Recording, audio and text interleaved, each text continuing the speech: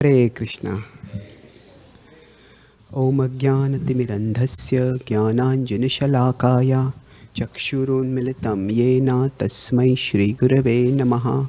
Nama Om Vishnupadaya Krishna Prishthaya Bhutale Srimate Bhakti Vedanta Swami Iti Namine. Namaste Saraswati Deve Gauravani Pracharine Nirvishesha Shunyavadi Paschatya Deshatarine Vancha kalpatarubhyascha kripa sindhubhya eva cha patitanam pavanebhyo vaishnavebhyo namo namaha. Jai Shri Krishna Chaitanya Prabhu Nityananda Shri Advaita Gadadhara Shrivasadi Gaura Bhakta Vrinda. Hare Krishna Krishna Krishna Hare Hare Hare Rama Rama Rama Hare Hare. Hare Krishna. So I'm grateful to be here amongst all of you at the lotus feet of Rukmini Dwarkadhish. I seek the blessings of all the senior Vaishnavas here so that I can try to speak something in the service of their lordships and Srila Prabhupada. So today I'll speak on the topic of from moments in bhakti to momentum in bhakti. From moments of bhakti to momentum in bhakti. Moments of bhakti means that when we approach Krishna, when we start practicing spiritual life, there are times when we have some special experiences. We are participating in some kirtans and we feel some waves of ecstasy overwhelming us, or we may take some darshan and some beautiful darshan is there, captivates our hearts and we feel very spiritually enriched. Or sometimes we come in the association of senior devotees and we feel uplifted by that association. So all these are treasured moments of bhakti, when the bhakti becomes an experienced reality for us, when it becomes something which is so sublime, something which is so utterly deep and different from what we normally experience, that we feel there must be some higher reality to life. So these moments do come to us occasionally. And momentum in bhakti refers to how steadily we are moving forward towards Krishna in our devotional journey. So these two are related, moments in bhakti and momentum in bhakti. Sorry, okay. Am I audible now behind? Is it somewhat better? Okay, thank you. So now if we see material life with all its pleasures is very alluring. But over a period of time, the same thing which was alluring becomes boring. The same thing which is so attractive, so irresistible. Like now, recently the iPhone S7 has come out. So people are captivated. I want to purchase it. And there are thousands and thousands of people who just rush to purchase it. But after a week of using it, it just becomes another thing that I have. And life goes on. So in material life, there is, Srila Prabhupada writes, that most of the enjoyment is in the anticipation of the enjoyment. I think, when I get this, I'll be so happy. When I get this, I'll be so happy. When I get this, I'll be so happy. But actually, when we get it, there is a temporary high, but after that, there is an anticlimax. The reality hardly ever lives up to the hype. And so there is pleasure, but the pleasure is far, far less than what we had imagined it to be. And yet, those small moments of pleasure, Prahlad Maharaj, in the 9th canto of Srimad Bhagavatam, in the 7th canto, in the 9th chapter of the Srimad Bhagavatam, he describes that those few moments of pleasure are so irresistible.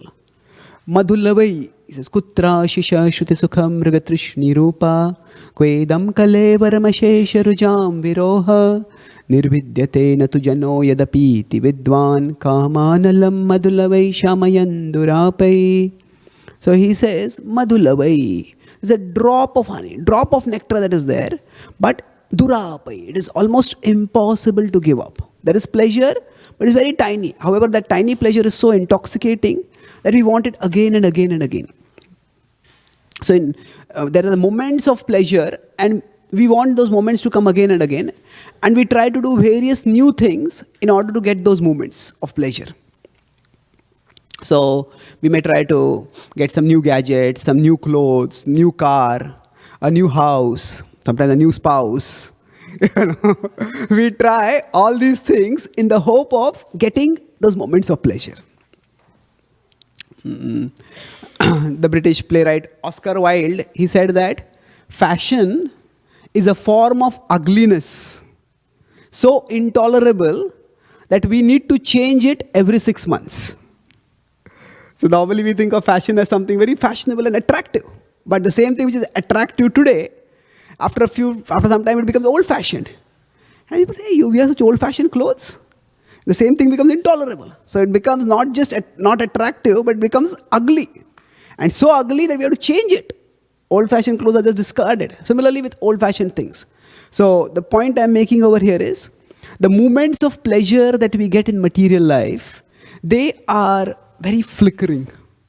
And in the attempt to get them again and again, we keep trying new things. And we hope that we'll get some pleasure, but we might get a little pleasure, but it soon ends.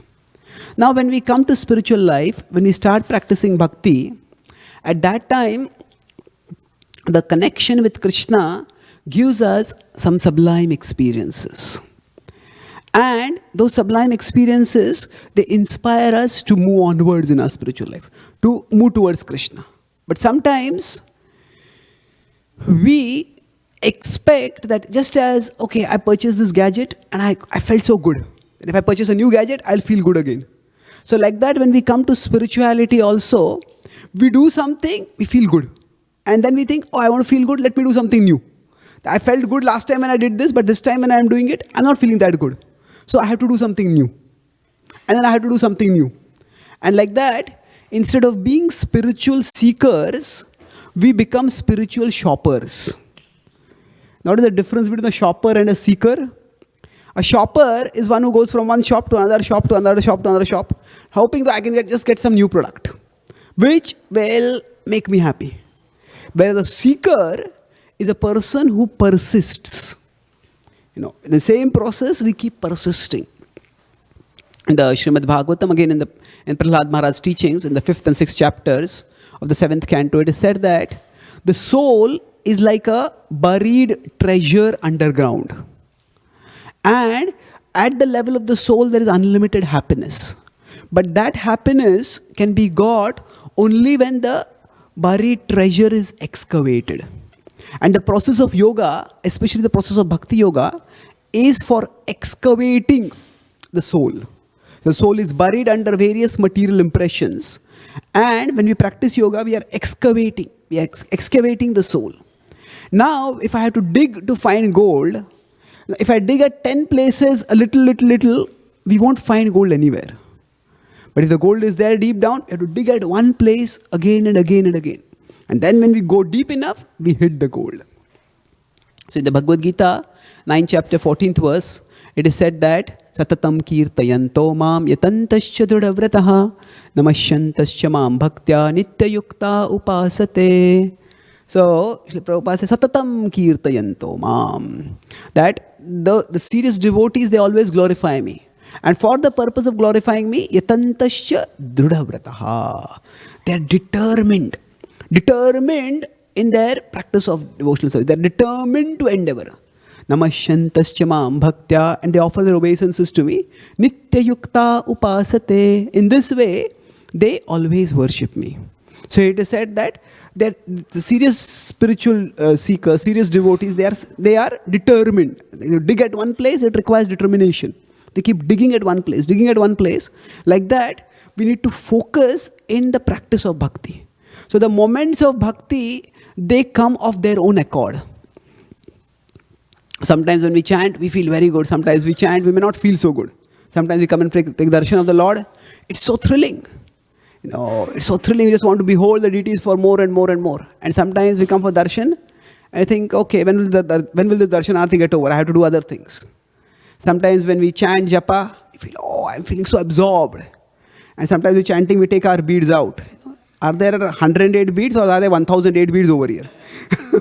So, why is this japa not getting over only? So, this wavering of the mind will always happen. And why does it happen? It is because the mind itself is unsteady. And if our bhakti practice is based on these moments in bhakti, whenever I feel good, then I'll practice bhakti, then we will never become consistent in our practice of bhakti. And if we don't become consistent, then we don't get purified. So when I said we have to excavate the gold within us, we have to reach the soul by removing the impressions, removing the worldly impressions that are there, that is the process of purification. So the process of purification requires consistent effort. And when Srila Prabhupada presented bhakti, he did talk about exalted states of happiness. For example, the Chaitanya Charitamrita, how Chaitanya Mahaprabhu was in enormous ecstasy. Srila Prabhupada describes that. And the whole bhakti tradition is filled with saints who are in rapturous ecstasy. At the same time, when Srila Prabhupada presented and practiced bhakti as an example for us, he focused not so much on those extraordinary moments of ecstasy as much as he focused on the steady commitment to the process of bhakti. That steady commitment to the process of bhakti will eventually lead to the purification, which will make the moments of bhakti more and more frequent and more deep. So in the Bhakti Rasamrit Sindhu, the nectar of devotion, there is various stages of spiritual advancement are described. And it is described that when we become advanced, we come to a level of steady spiritual emotions, thai bhav. But that comes when we steadily practice bhakti. Just like if we are if we are cycling up a mountain or up a hill to go on top of it. Sometimes while we are going up the hill also, occasionally we might see some beautiful sights. Oh, it looks so beautiful. This mountain looks so beautiful. This greenery is so attractive. But if we know that right at the top of the mountain, from there the view is incredible. So if I am paddling, when I see a beautiful view, I keep paddling. And as soon as the view doesn't look so beautiful, I stop paddling. Then we will never move up. If you have to get to the top of the mountain, how many nice sights I am seeing along the climb is not as important as whether I am moving up the hill. Once I get to the top of the hill, then there is so much beautiful scenery to see. So like that, the moments of bhakti are the experiences that we get while practicing the process of sadhana bhakti. But by the sadhana bhakti, as we get purified, we rise up the mountain. And we come to the top. When we become purified, when we become steadily attached to Krishna, then spiritual ecstasy becomes a constant state for us. And for that, for reaching the top of the mountain, how many sights I am seeing along the way is not as important as how steadily I am pedaling. So for going up the mountain, the momentum which I have acquired, that is important. And Srila Prabhupada in that sense was very practical. Once a person came to him and said, Swamiji, I saw Krishna in my dream yesterday. So Prabhupada replied, all right, serve him today. All right, serve him today. What does that mean? Yes, if Krishna has come in someone's dream, that is fine. Now, can Krishna come in our dream? Well, we can't stop Krishna from coming in our dreams. It's up to Krishna. If he wants, he can come in our dreams. But actually, if Krishna comes in our dream, that is wonderful. But the important thing is how we grow in our spiritual life is not by what happens in our dreams, but by what happens after we wake up.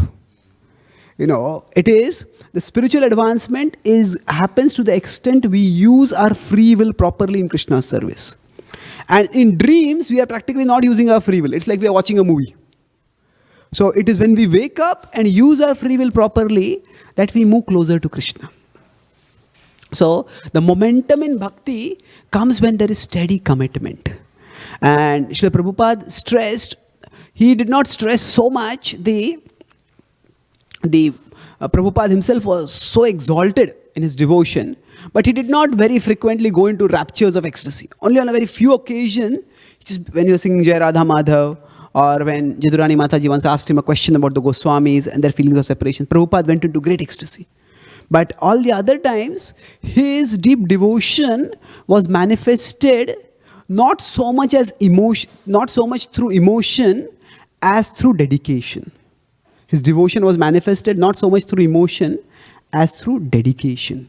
Now, by his dedication to the service of Krishna, by his dedication to sharing Krishna's message all over the world, he demonstrated his devotion. So, once Srila Prabhupada was traveling with one country to another, and one of his servants, Srila Sutakirti Prabhu, he was there, and he would see that wherever Prabhupada would go, the devotees would be so ecstatic to see him, they would be in tears. And then, when Prabhupada would leave, at that time also they were in ecstasy, in the tears, oh, Prabhupada is going. And then, he became very morose. He thought that these devotees have so much love for Srila Prabhupada. But I am constantly with Prabhupada, and I never get tears like this. So he asked Prabhupada about this, and Prabhupada said, but you are serving me. But you are serving me. So, it is, the relation, we can understand this in terms of relationship also. Any relationship that we have, in a relationship, we all experience some happiness, some fulfillment. But the stability of the relationship comes not just so much from the emotional highs that we get in the relationship, as the commitment that we bring to a relationship. The stability and the longevity of the relationship will depend. Yes, we feel good in the presence of the other person. We like the way the other person is. That's all fine. But the nature of the mind is, sometimes the same person will like, sometimes we will not like. So the stability and the longevity of the relationship depends not so much on how we feel from moment to moment, as how steadily we are committed to the relationship. And this applies all the more to Krishna, because Krishna, when we connect with him, he purifies us. He purifies us. The remembrance of Krishna, the service to Krishna, it purifies us and it elevates us upwards. In the Ramayana, it is described that Sita, when she was separated from Ram, and Ravana abducted her, and she was separated from Ram, at that time, Ravana, he had no respect for the vows of marriage.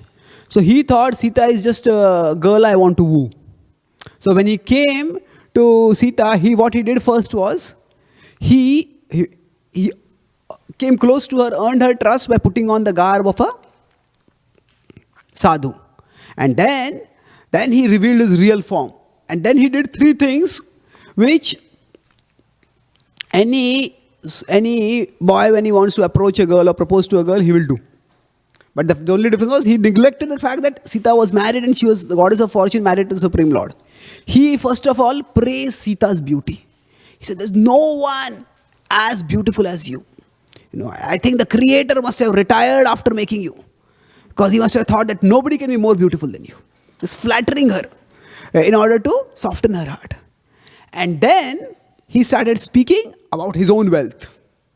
How much wealth I have. I have a golden city. I have a golden city, and in this golden city, I have so much wealth. He started describing his wealth. And then he saw that Sita was still not impressed.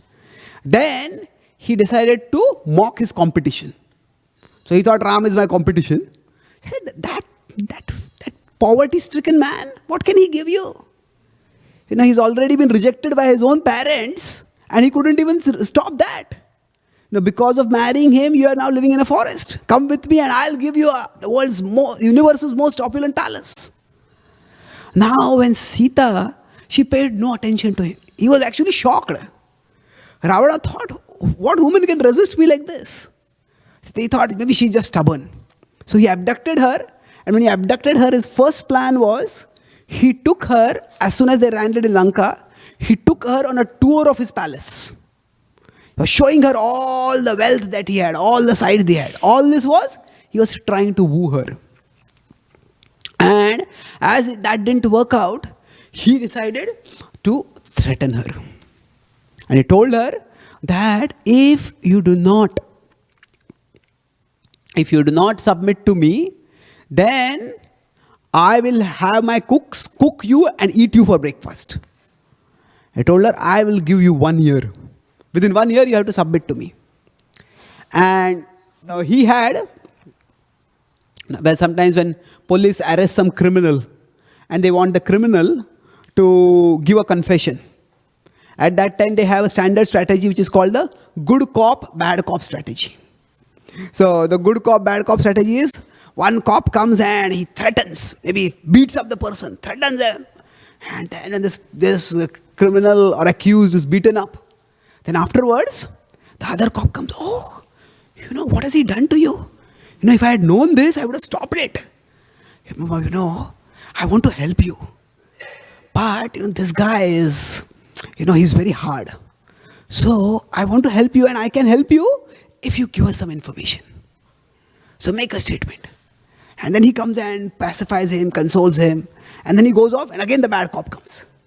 So, by this good cop and bad cop strategy, they try to weaken the resistance of the accused. So, Ravana also adopted this kind of strategy. He had a good cop, bad cop. So, he had some Rakshasis over there. Some demonesses, they would go and threaten her. Now, Ravana, what he can do to you? How can you resist him? He will be destroyed. Just surrender to him. All kind of threats and frights. And then there would be some other Rakshasis who would come. And what they would do is, they would tell her, you know how good Ravana is. What comforts he gives us. How much facilities he gives, how much enjoyment there is with him. So just submit to him. Both ways, they were trying to get her to give up her resistance. But through it all, Sita remained completely committed to Ram. So totally committed to Ram that Ravana, he was completely shaken.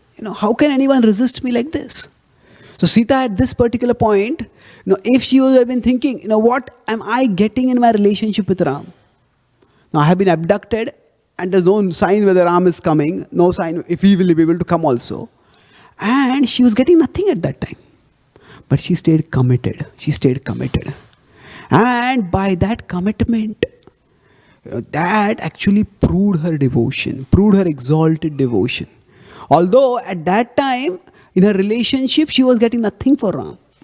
But she was offering herself completely to Ram. And the Ramayana, this is a historical book. At the same time, there are also meanings associated with the characters. So just as Ram was separated from Sita, but Ram sent Hanuman. And Hanuman came as a messenger of Ram to Sita. So like that, the spiritual master comes as a messenger in our life. And the spiritual master reassures us. Now when Hanuman came, what he did was, he reassured Sita that Ram loves you. Ram is just now arranged an army, and as soon as he finds out your whereabouts, he will come to rescue you. Please have faith. He reassured her. So similarly, when we are practicing bhakti, we are at present far away from the Lord. And sometimes we may feel while we are practicing bhakti, there are so many difficulties in life. And I am practicing bhakti, but still my problems are not going away. Still the problems are there. And it seems when I pray to Krishna also, Krishna doesn't seem to be helping me. So you may start feeling, does Krishna really love me? Does Krishna even know that I exist? Does Krishna care for me? And when we have these such doubts coming up, at that time, we may become disheartened and give up our bhakti practice. But if we hear the spiritual master's words, if we hear the words of scriptures, then they remind us that Krishna always loves us. No matter whatever happens, Krishna's love for us is unfailing and unflinching. Everybody in this world may sometimes love us, may sometimes stop loving us, or sometimes they may depart from this world and they are no longer able to express their love for us. But Krishna is always with us. And sometimes we may not be able to experience His love for us. That is simply because of our conditioning. Just like the light is there, if it's daytime, the sun is there, and the sun is giving out light. But if my eyes are closed, then I may not be able to experience the sunlight. Similarly, if our vision is covered by our material attachments, then we may not be able to perceive Krishna's love for us. But Krishna always loves us. And He's always there for us, by our side, eager to help us to rise to a higher level of consciousness, to experience higher happiness in our lives. And for this purpose, He never ever gives us up. Madruk prapanna pashupasha vimokshanaya muktaya bhuri karunaya namo layaya. In the 8th canto of Srimad Bhagavatam, Gajendra prays to the Supreme Lord. Oh my dear Lord, I am caught in this animal shackle. This noose, Gajendra is an elephant who has been caught by a crocodile. He says, I am not able to fight. I am not able to break myself free from it. So my dear Lord, please free me. So why should I free you? Lord may ask, Muktaya. My dear Lord, you are free. I am bound, so you should free me. But some Lord may say, you are bound by your own karma. You have done so many bad things because of which you have become bound. My dear Lord, Bhuri Karunaya. You are very merciful. Yes, it is by my own karma I am bound, but because you are so merciful, still you will free me.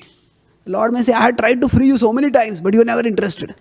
So, Namo Alayaya, Alayaya. My dear Lord, you never get tired. No matter how many times I turn away from you, you never get tired. So you always are there by my side. And you are always there to help me. So he says, please, oh Lord, help me. So sometimes it may appear to us as if Krishna, does he know, does he care, does he hear? But that is simply a phase in our spiritual life. Sometimes, when we are practicing bhakti, sometimes the problems may become too much in our life. And when the problems become too much, we start feeling, what should I do? So it's important that we never become problem conscious. We need to stay Krishna conscious. Krishna tells us, Machittaha sarvadurgani mat prasadat tarishyasi. If you become conscious of me, you will pass over all obstacles by my grace.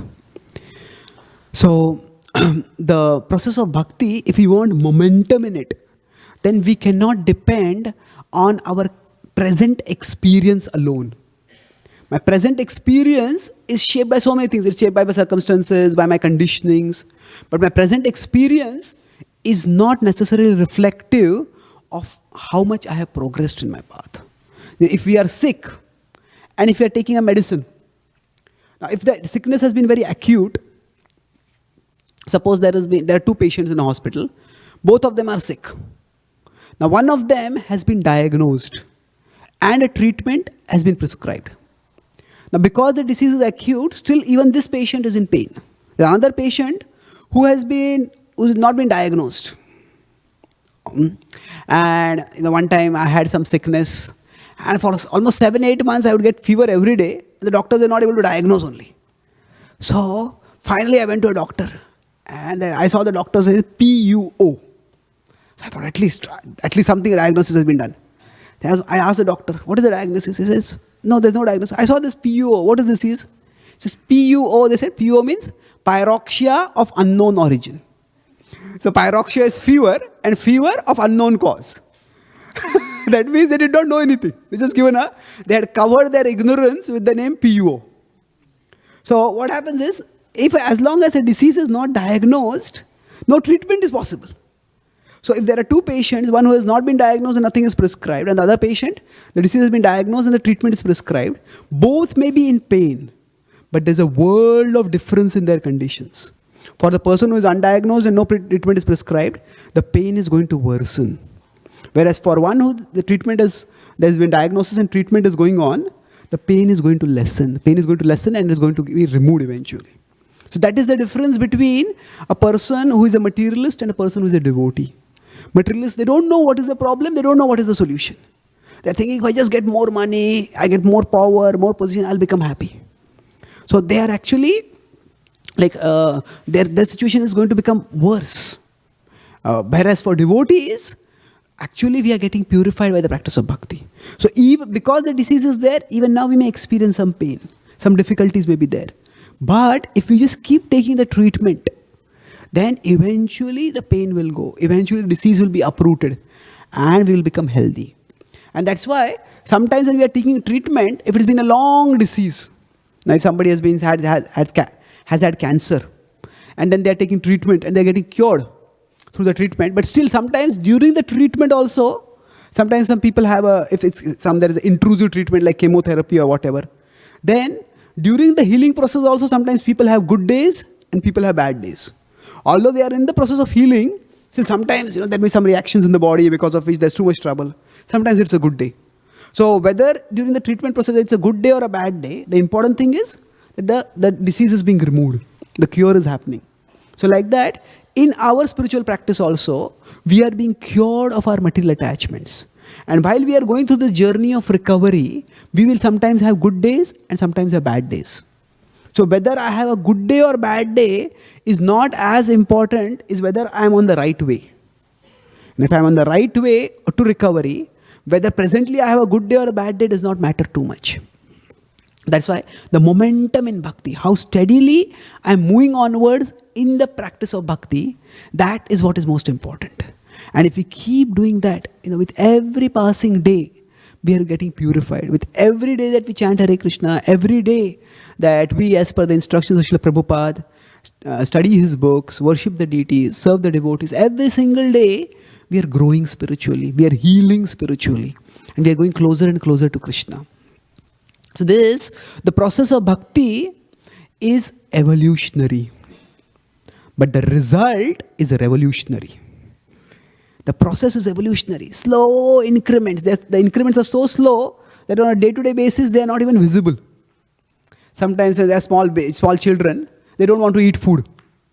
So the mother will tell them, hey, you take this milk, you'll develop strong muscles. And then the child takes it literally. Child drinks one glass of milk and then gets a tape to measure the muscles. Hey, you said that my muscles will go, no muscles have grown. My mother said, no, you have to drink milk every day. Then your muscles will grow. So we can't see necessarily a daily correlation between our spiritual practices and our spiritual growth. It's not so linear, it's subtler. There's a correlation, but it's subtle, it's not immediately visible.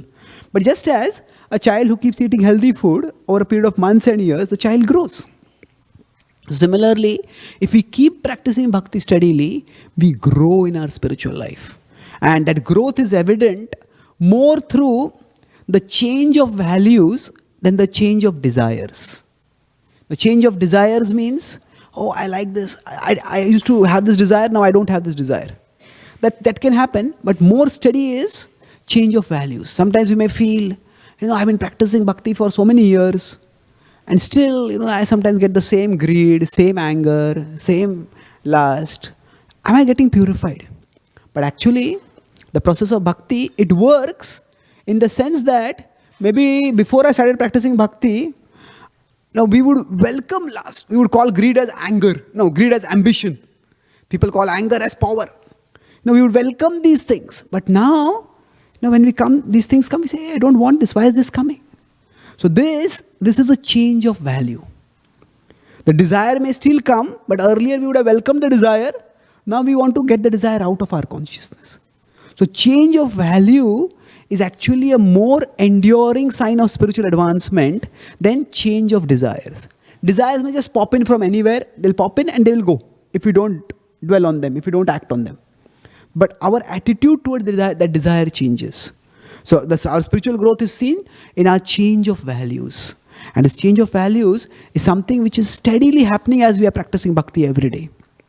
So the process, its end result is revolutionary.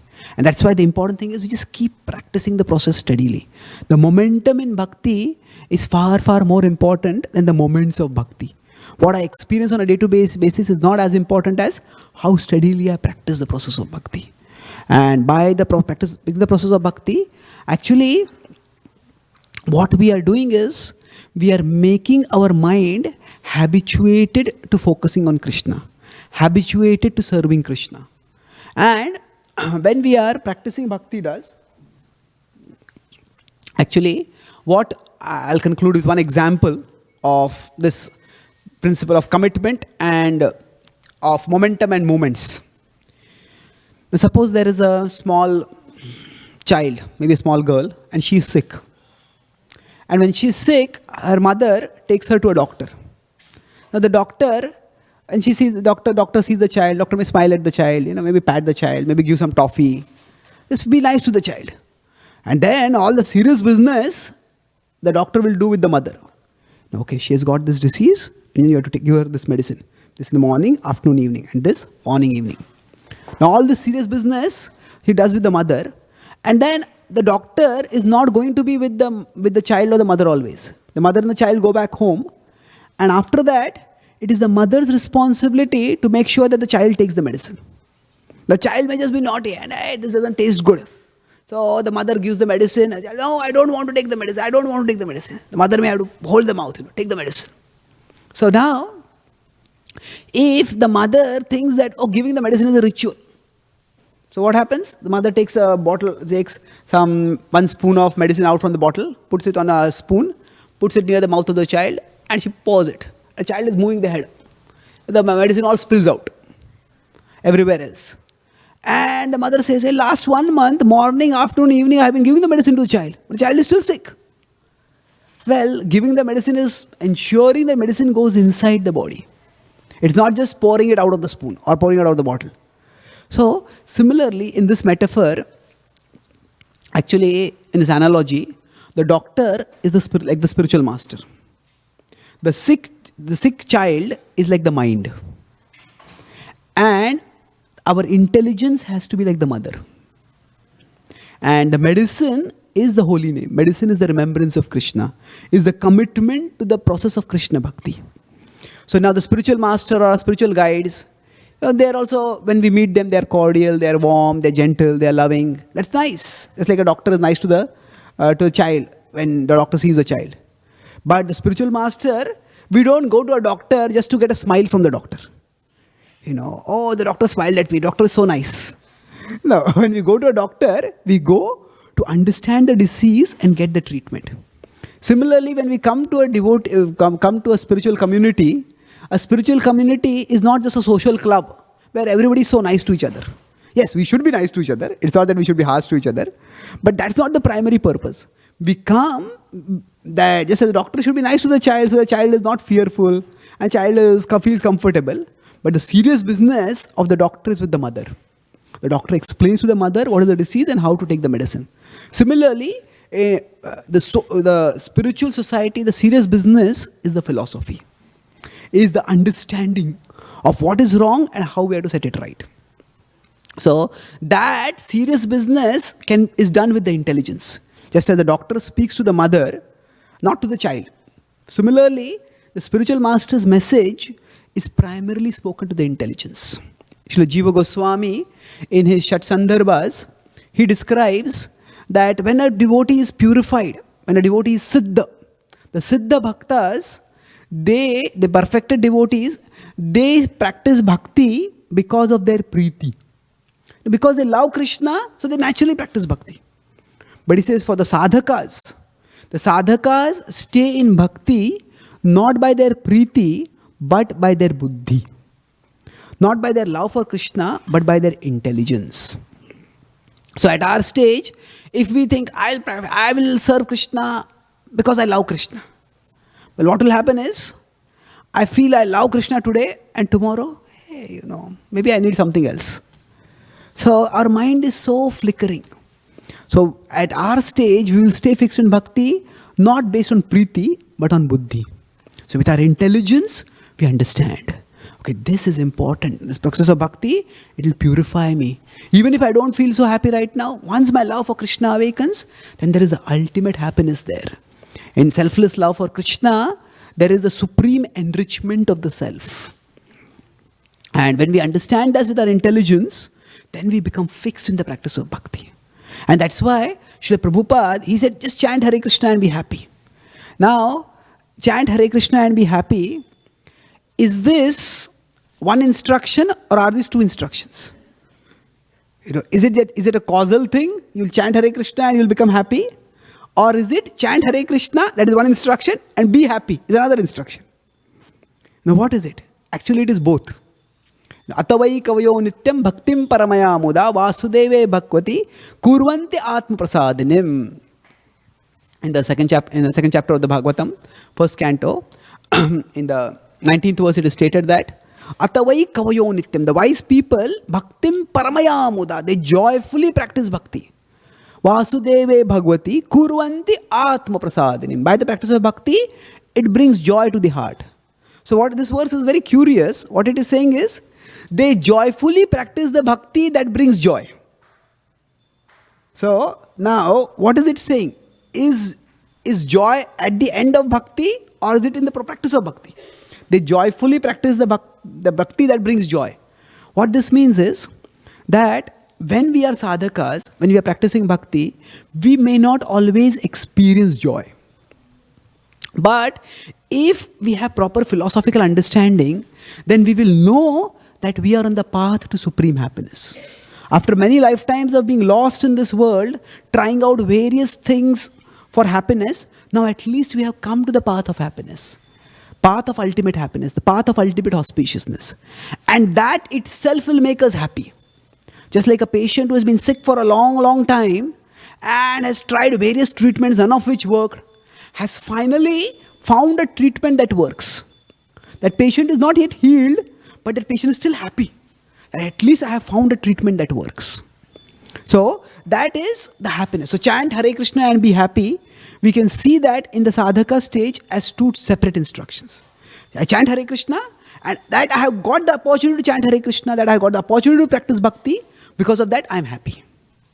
And as we keep doing it, okay, as we keep practicing bhakti, as we become more and more purified, chanting Hare Krishna will also make us happy.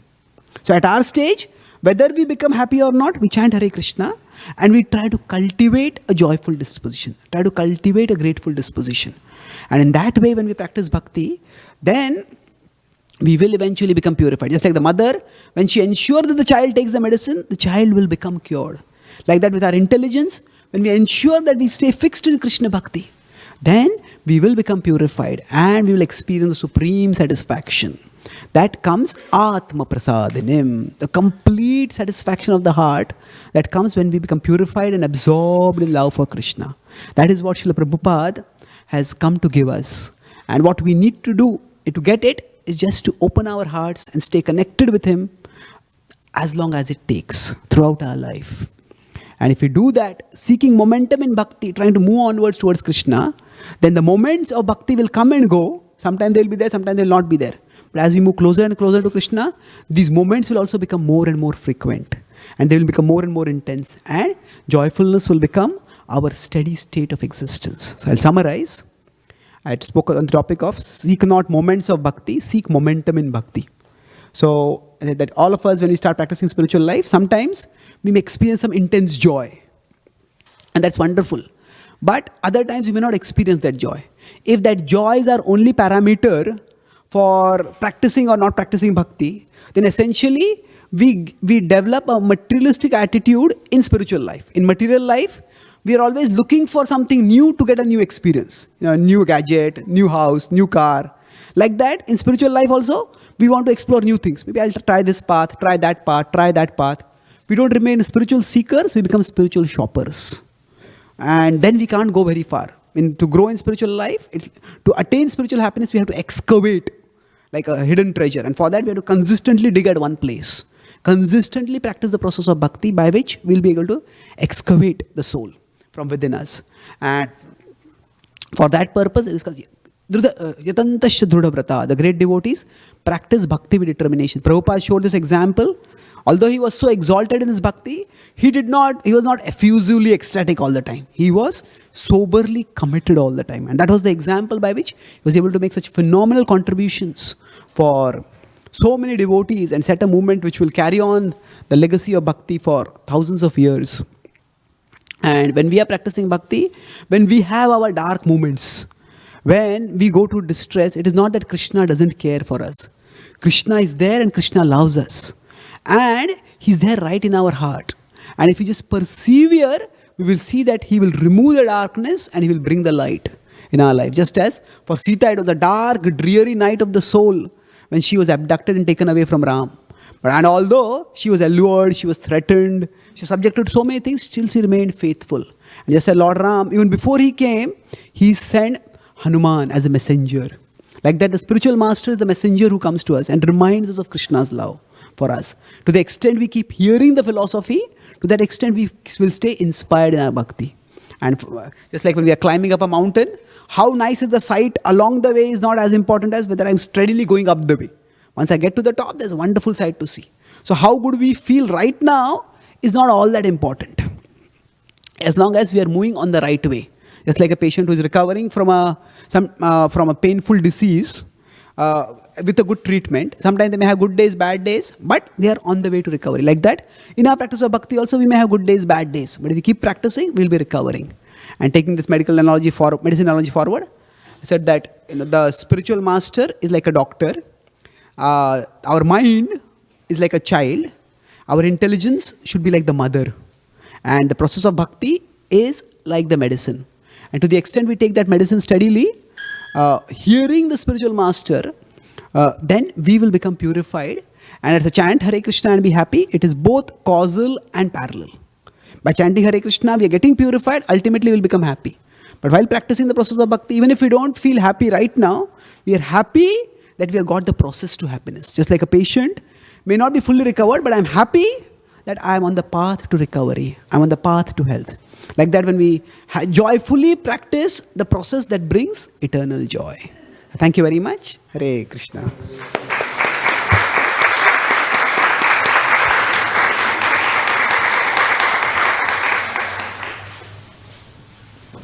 We can have the questions and answers period. Yes, Prabhu, please. Any comments or questions? Anyone else? Yes, Mataji. Okay. Thank you for a wonderful class, Prabhuji. In your momentum of bhakti, can you share some of the challenges you had that might help us in our bhakti?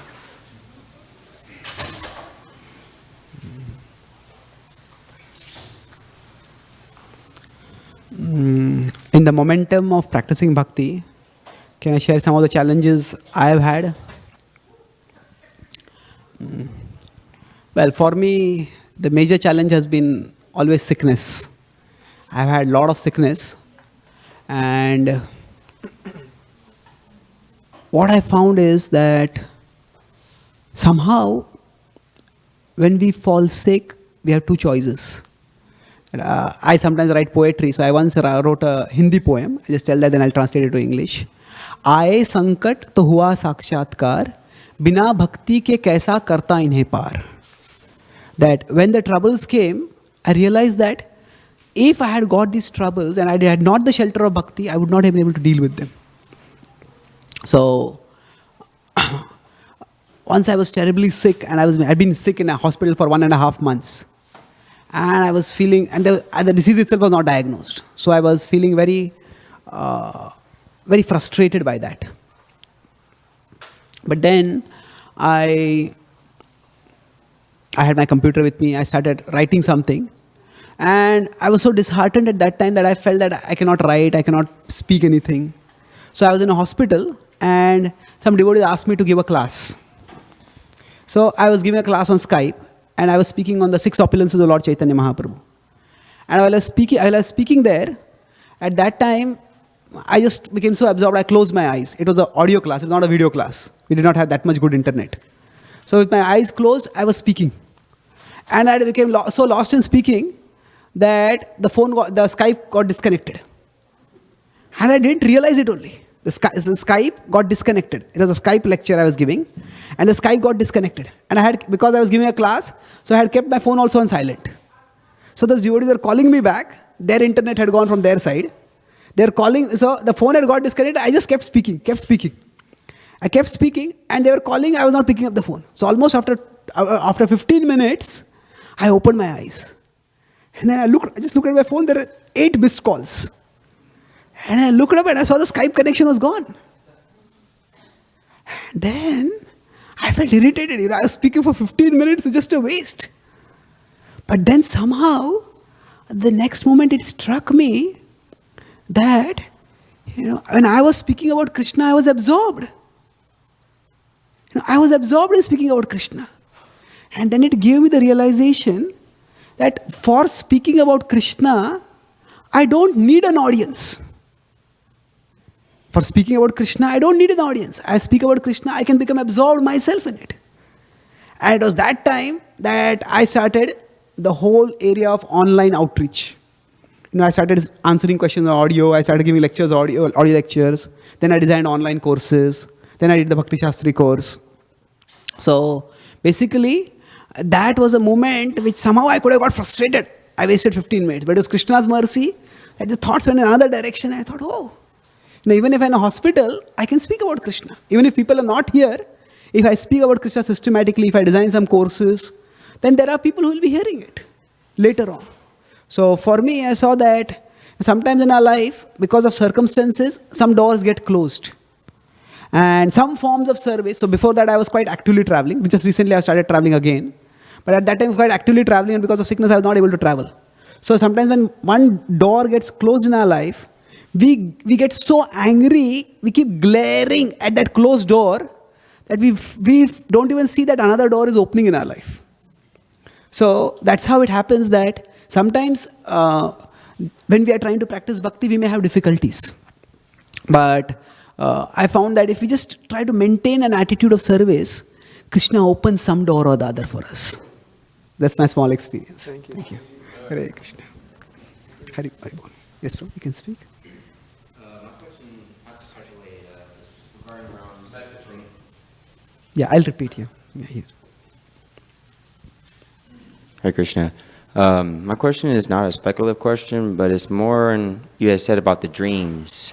What would you say to someone who record their dreams and after a long period of time realized their dreams were actually foretellings of the future, but that wasn't their original intention? They just were trying to prove to either their loved ones that they weren't crazy, that their dreams was coming true and they wanted help, but they were having trouble with that area of finding help with their dreams coming true. Okay, if I understand right, you are asking that if somebody records their dreams and then they later find out that the dreams have come true. So how do we understand this, or should we do this? Or what is the question exactly? Or what would be a advice that you would give to someone being that devoted to either it being God giving them something of the future, or just something that's the future that's coming to them and they don't know how to deal with that? Okay. So if somebody finds that something from the future is coming to them, then how to deal with that? Okay. So primarily, no, what happens in our dream is not as important as what we do when we are waking up. What we are waking up and what we are doing is important. So if we get some information about the future, we can use it properly to prepare for it. But we don't have to obsess over it. Just keep making sure that we make wise choices when we are awake. And our destiny is determined much more by the choices that we make in our wakeful state than whatever happens to us in our dreams. Okay, thank you. Yes, any other questions? Thank you. Yes, Prabhu, thank you. You were mentioning about spiritual shoppers or spiritual seekers. Yeah. And can you name some of the symptoms and qualities of a person who genuinely and seriously has already been recuperated? Actually, you mentioned one in your personal life, that he's not sick anymore, that he's spiritually satisfied, and not thinking that, the common thinking of a person who might say, oh, I got a new house, I got a wife, I got money, everything is working good. So actually, whatever I'm asking, it seems like this is it. This is my reciprocation with God. He's giving me what I need. But in the case of somebody being sick, my question is, can you name some characteristics and some qualities of a person who actually is genuinely cured materially, or that he actually derived the benefits of spirituality? Yeah. So what are the characteristics of somebody who is spiritually cured? Sometimes people may feel that if I'm materially comfortable in my life, then God is reciprocating with me. And they may think I'm satisfied over here. Yes. See, Krishna's reciprocation can come at multiple levels. So the bhakti pareshanubhava viraktir anyatra cha. The Bhagavatam 11th canto says that bhakti is the process that gives para isha anubhav, the experience of that Lord, Isha, who is para, who is transcendental, who cannot be experienced by our senses. And when we experience the Supreme Lord, then what happens? Viraktir anyatra cha. We become detached from other things. Now, detached doesn't mean that we don't care for those things, but rather that we don't depend on those things. As long as we live, we need material things, but our sense of identity, our sense of self-worth, our sense of security doesn't come from our material side when we are spiritually sheltered. So, broadly speaking, we can't look into people's heart to know how much love for Krishna they have, how much spiritual realization they have. What we can see is their external life. And so we can see how committed they are to the practice of bhakti or to the practice of spirituality, and how less invested they are in worldly things. Now, Srila Prabhupada is an example if we take. When Srila Prabhupada was in India 50 years ago was a pious country, much more than what it was now. So Prabhupada, the renunciate, he had a reasonable amount of respect in his own country. But when he came to America, he came to a place where people had no respect for a sadhu. So in one sense, Prabhupada gave up everything that was there, that was valuable, for coming to America. And he had nothing when he came here. But what brought him here was his attachment to Krishna, his desire to share Krishna's message with others. So broadly speaking, how much a person is attached to Krishna and how much a person is not worried about material ups and downs, material things. That is a broad characteristic of one who is spiritually healed. Thank you. Yes, Hare Krishna. Hare Krishna. Prabhu, I have a question regarding dharma. The term dharma means, is it a non-violence or compassionate towards other person? Or what is the dharma means? I know varnashrama dharma. Is it just varnashrama dharma, or is it more than that? Like especially what is the rule for married person in materialistic world? Grihastha. What is the dharmic rule for grihastha? Okay. So what is dharma? What is the principle of dharma, especially for somebody who is a householder in this world? See, the word dharma, essentially, it has many meanings. One of the meanings refers to nature, inherent nature. So, whatever is our inherent nature, that is actually our dharma. And at our deepest core, we are souls. And the soul's nature is to love and serve. So, and we try to fulfill this nature to love and serve by relating with different people, forming different relationships, having a family, having spouse, having children. We try to have a loving, serving relationship and we get some satisfaction. Now, these relationships, they can bring some fulfillment. At the same time, they are temporary. So we need a vertical relationship with God, with Krishna. And the process of bhakti is such that bhakti is actually inclusive. That means we devote our dharma is at one level to practice bhakti wholeheartedly. So we chant the holy name, that is Yuga Dharma. We come in satsanga, like we have come now, or we come and take darshan of the deities. These are directly devotional activities. This is para dharma, this is transcendental dharma. And along with that, there is apara dharma. Apara dharma is our worldly duties. The worldly duties, they can also be done in a mood of service to Krishna. So for example, if I see my family members, not as my family members, I see them as they are also Krishna's. And Krishna has entrusted them in my care. And therefore, let me try to serve them and express my affection of them in a spiritual, God-centered way. So broadly speaking, the dharma is holistic. That if whatever position we are in our life, we connect ourselves with Krishna. And we connect ourselves with Krishna directly through direct devotional activities and indirectly through the service attitude that we bring in our various worldly activities. So we see that, okay, I'm in this worldly position, in this family, in this job, and ultimately this is the arrangement of Krishna. So let me serve Krishna over here. So if we develop this service attitude, then we can live dharmically in all aspects of our life.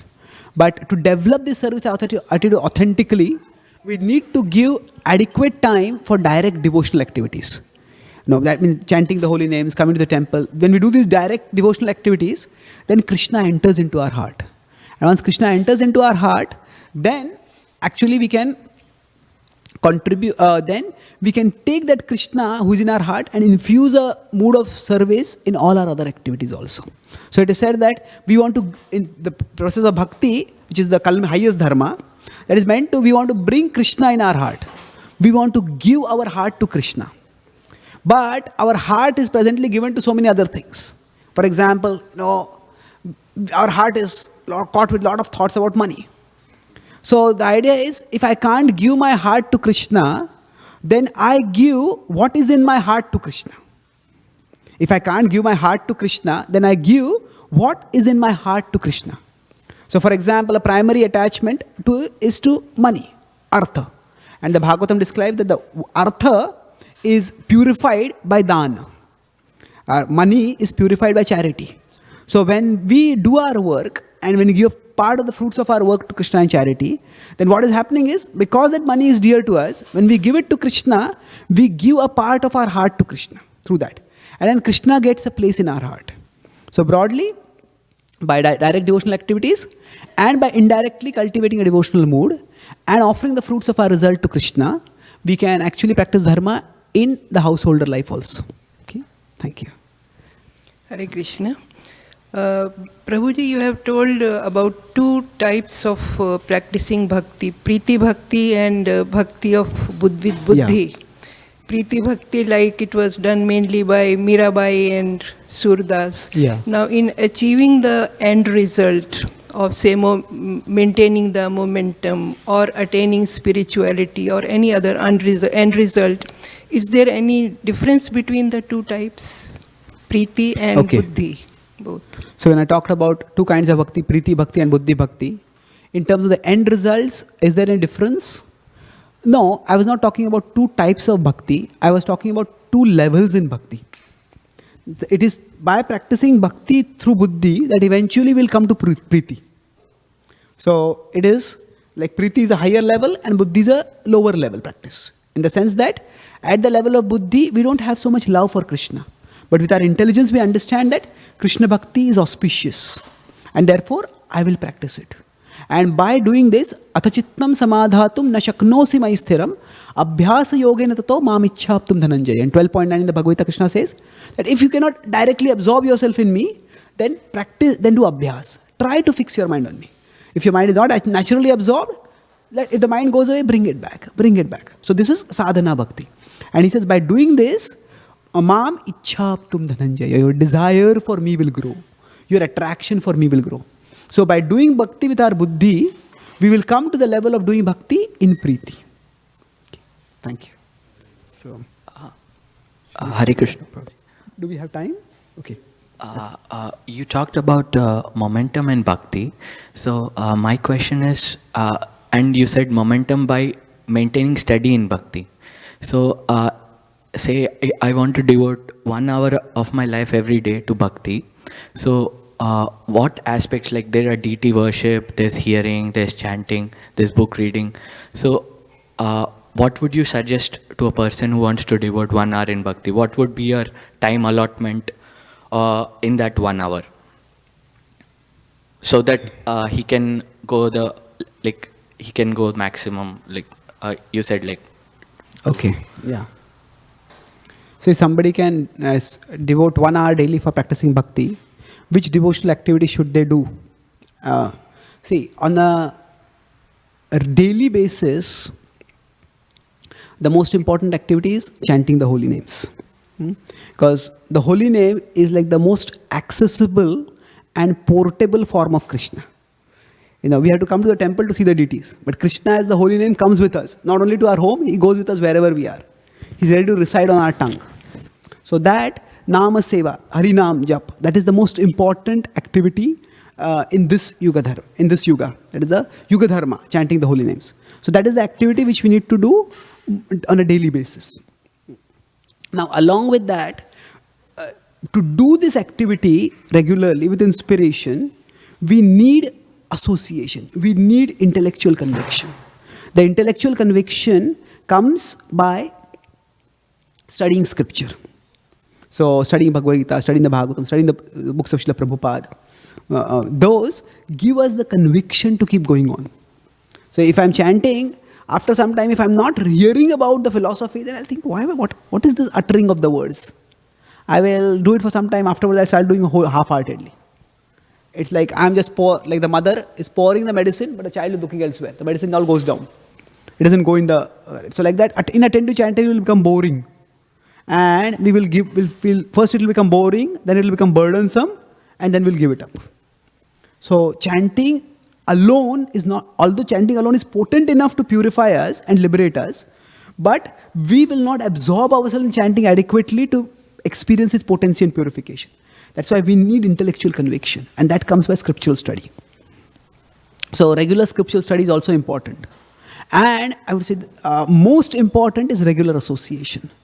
So once a week at least, like we have the Sunday Feast program, or we have some program close by. Without association, we will not be able to sustain anything else. So I wouldn't specify exactly how you distribute, but if you have 1 hour per week, per day, so it's like 7 hours per week, then we need to at least spare 2-3 hours in a week to come in the association of devotees. And in the remaining time, we can decide how much to chant, how much to study scripture. But without association, we are ultimately social beings. And we need to see others who are also practicing bhakti. So our desires are not just linear, they are triangular. Triangular means, sometimes you think desire means, I see an object and I desire that object. Okay, I see some new object, I want to buy that object. That's how we think our desires come. That is true, but that is not the only way desires come. So linear means I am here, the object is here, I get the desire for the object. But our desires are also triangular. Triangular means, say now there is this craze for this video game, Pokemon Go. Now when the game came new, some people will say, what is this special? What is so special about that game? They'll not pay much interest. But then they see a friend, completely pressing, but they're going lost in it. And they say, what is so special about it? Let me see it. And they start playing it, and they also get lost in it. So what has happened? Just by hearing about the game, the desire did not develop. What happened is, they saw someone playing the game, and on seeing them playing the game, that desire developed. So the desire is not just linear, it is triangular. Between me, the object, and somebody who already has a desire for the object. So in bhakti, our spiritual desires, they mostly develop triangularly, not linearly. That means, when we associate with devotees who are eager to chant, it is just by chanting the holy names we may get some taste. But that taste will not last for long. Because our mind always keeps going up and down. But if we see some devotees who are chanting seriously, by their association we feel, yes, I must do this. If we see devotees who are eager to study the Bhagavad Gita, you see, this Bhagavad Gita is a nice book, I read it, it's over. But we see some devotees who read the Bhagavad Gita every day, and they're so eager for understanding its wisdom, sharing its wisdom, then seeing their desire brings desire for us. So the association of devotees is the most important. Although chanting is the most potent, but for sustaining the process of bhakti, association is the most important. So if we associate, then our desire for chanting, our desire for Krishna bhakti, that will be sustained and that will increase. And that's how we'll move onwards towards Krishna. Okay? So, thank you very much. Thank you very much. Srila Prabhupada ki, Gaur Bhakta Vrinda ki, Jai Gaur Premanande. Thank you very much. His Grace Chaitanya Charan Das ki Jai.